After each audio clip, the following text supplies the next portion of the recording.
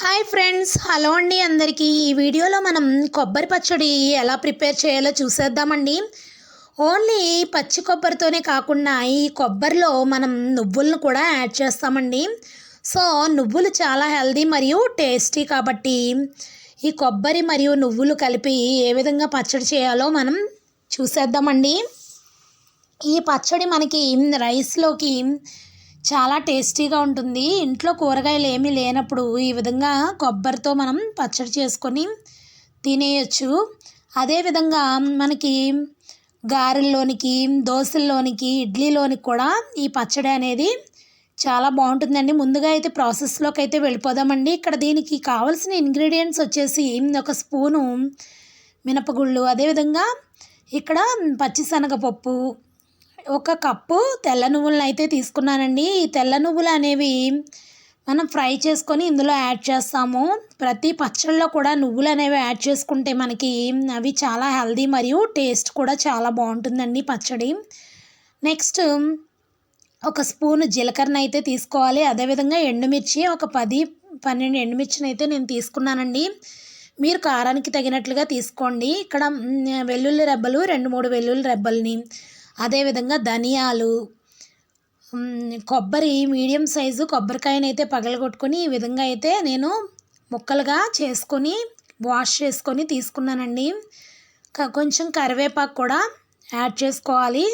ఒక చిన్న lemon size అంతా చింతపండు కూడా తీసుకోవాలండి. సో ఈ ఇంగ్రీడియంట్స్ అన్నీ ఉంటే మనకి కొబ్బరి మరియు నువ్వుల పచ్చడి అనేది రెడీ అయిపోతుంది.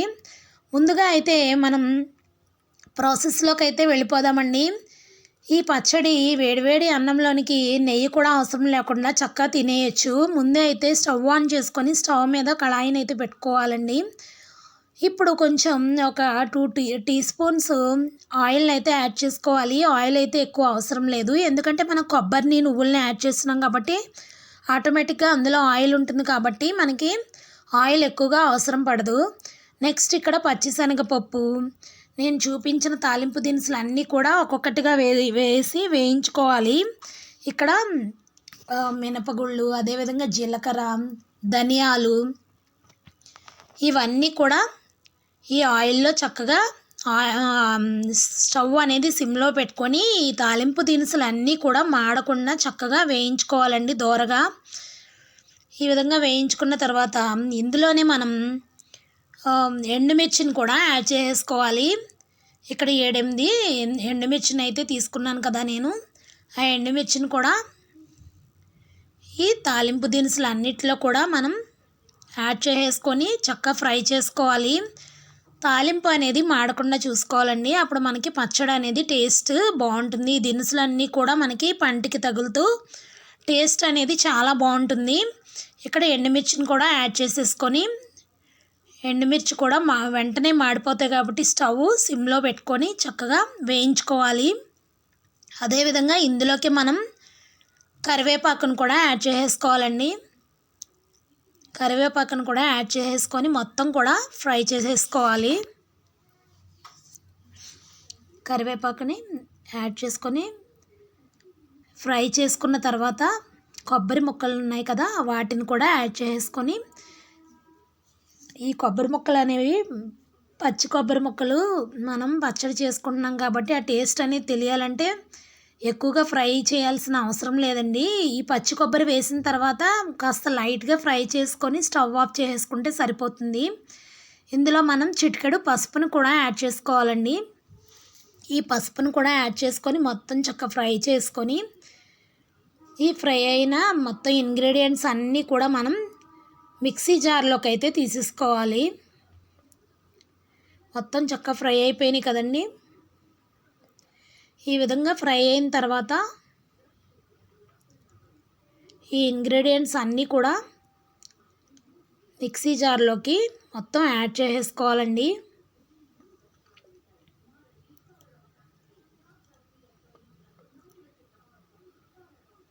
యాడ్ చేసుకున్న తర్వాత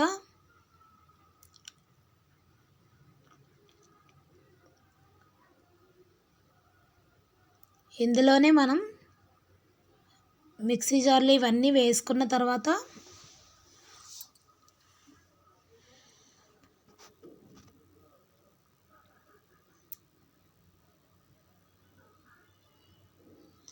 ఈ పచ్చడి అనేది మనకి అన్నంలోకి అయితే చాలా బాగుంటుందండి. మనం కొంచెం అన్నం అనేది ఎక్కువే తింటాము, అంత టేస్ట్గా ఉంటుంది. అందరూ చక్కగా ట్రై చేయండి ఫ్రెండ్స్. ఇప్పుడు ఇదే కళాయిలోకి నువ్వులను కూడా వేసుకొని లైట్గా ఫ్రై చేసేసుకోవాలండి. నువ్వులు అనేవి మాడకుండా చూసుకోవాలి. ఫ్రై చేసేసుకున్న తర్వాత ఈ నువ్వులను కూడా మనం మిక్సీ జార్లోకి అయితే యాడ్ చేసేసుకోవాలండి.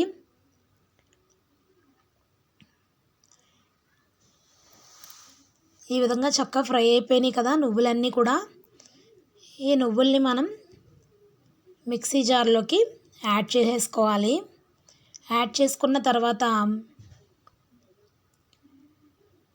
మనం వెల్లుల్లి రెబ్బలు, అదేవిధంగా కొంచెం చిన్న లెమన్ సైజ్ అంత చింతపండుని అయితే చూపించాను కదా ఫ్రెండ్స్ నేను, అవి కూడా మనం యాడ్ చేసుకోవాలి. వెల్లుల్లి రెబ్బలు, చింతపండుని కూడా యాడ్ చేసుకోవాలండి.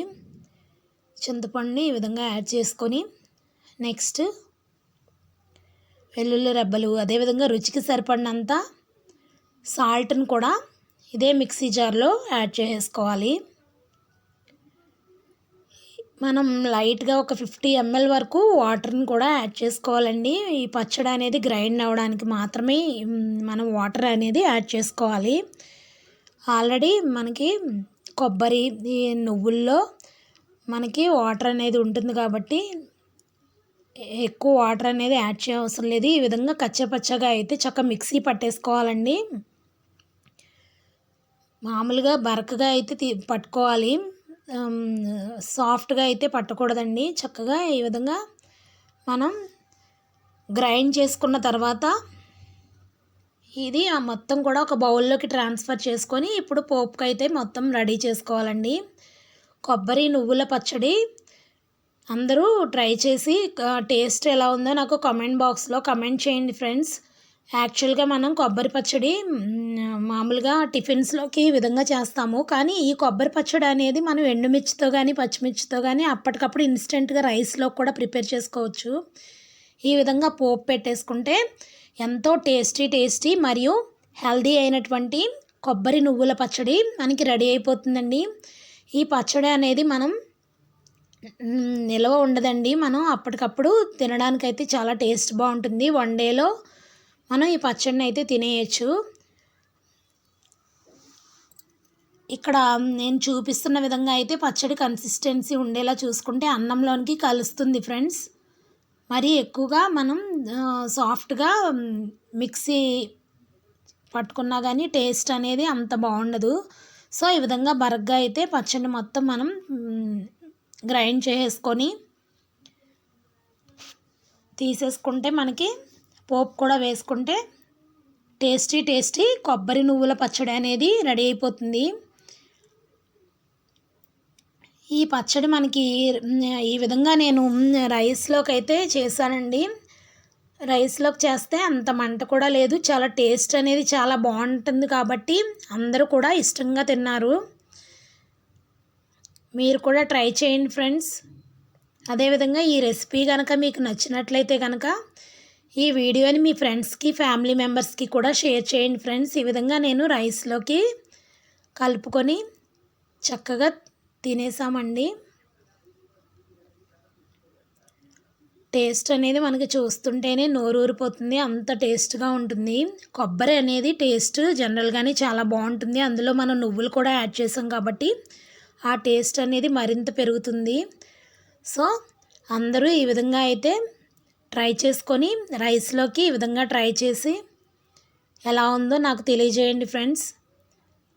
వీడియో నచ్చితే కనుక వీడియోని తప్పకుండా లైక్ చేయండి ఫ్రెండ్స్. మరిన్ని మంచి రెసిపీస్తో మళ్ళీ కలుద్దాం. Thank you for watching my video అండి. Thank you very much. Thank you.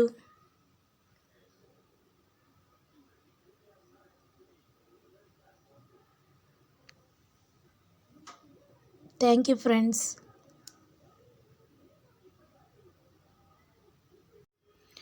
Video నచ్చితే తప్పకుండా లైక్ చేసి, షేర్ చేసి, కామెంట్ చేసి ఛానల్ అయితే సబ్స్క్రైబ్ చేసుకోండి ఫ్రెండ్స్. Thank you.